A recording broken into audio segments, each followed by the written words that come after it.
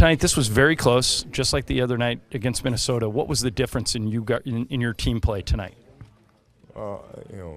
Defensively, we had a lot of mental lapses, and I had to make a couple hero shots there.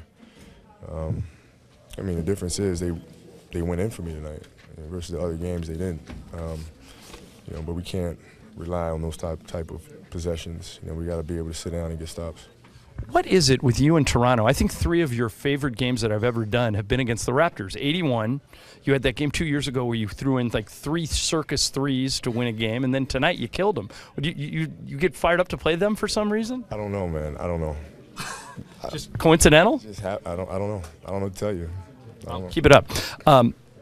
Those of us who know you know that you're very humble about records, and you just became, I don't know if you know this, you just became the first player ever in NBA history with 30,000 points and 6,000 assists.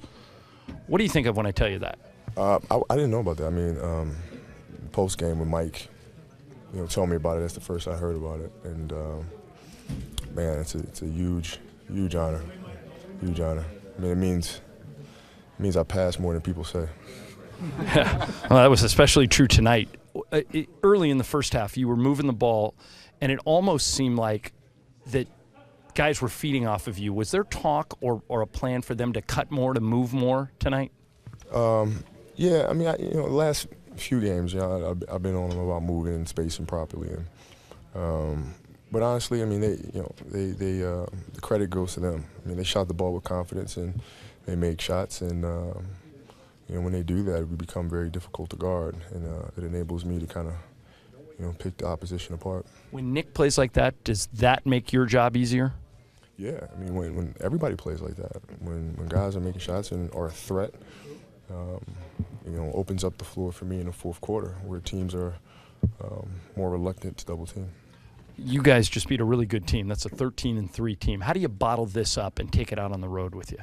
It's there. We just got to finish ball games. We've had bad possessions down the stretch and mental lapses defensively. Or we would have won every game on this homestand. The play at the end of regulation, the official said Valanciunas had verticality. What did you see? I think they missed it. Don't get fined. When something like that happens, how do you play past it and play the type of overtime that you and the rest of your team played?